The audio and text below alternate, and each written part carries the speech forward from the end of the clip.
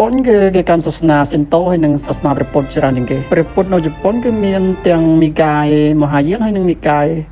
ថេរវាទជប៉ុនគេគោរពសាសនាគឺគេមិនមែនយកសាសនាជាចិត្តវិញ្ញាណដូចខ្មែរយើងទេសាសនាគ្រាន់តែជាប្រពៃណីរបស់គេទេដូចជាយើងកាន់សាសនាសិនតូប៉ុន្តែយើងអាចទៅវត្តក៏បានហើយបើយើងកាន់សាសនាព្រះពុទ្ធយើងអាចចូលវិហារសិនតូធ្វើបន់ក៏បានគឺអត់មានបញ្ហាទេសម្រាប់ជនជាតិជប៉ុនហើយជនជាតិជប៉ុន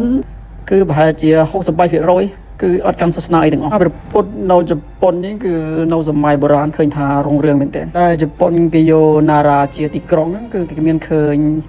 វត្តអារាមធំគឺមានរូបបដិមាព្រះពុទ្ធធំមែនទែនគឺវាបញ្ជាក់ឃើញថាពីបុរាណគឺសាសនាព្រះពុទ្ធនៅជប៉ុនគឺរុងរឿងមែនទែនយើងមិនបាច់ឆ្ងល់ទេហើយបានជាកាន់សាសនាព្រះពុទ្ធហើយចូលទៅវិហារសិនតូហើយអ្នកកាន់សិនតូហើយអ្វីបានជាចូលទៅវត្តហើយអ្នកខ្លះអត់មានសាសនាទេប៉ុន្តែគេចូលទាំងវត្តចូលទាំងវិហារគឺជប៉ុនគឺគេសេរីមែនទែនប៉ុន្តែយើងគិតទៅមើលខ្មែរយើងវិញក៏មិនខុសគ្នាអីប្រហែលដែរអ្នកខ្លះកាន់សាសនាព្រះពុទ្ធទៅប៉ុន្តែយើងហៅថាប្រពៃពិធីគ្រីស្មាស់អញ្ចឹងហើយយើងគឺមិនបាច់ឆ្ងល់លេច្រើនទេ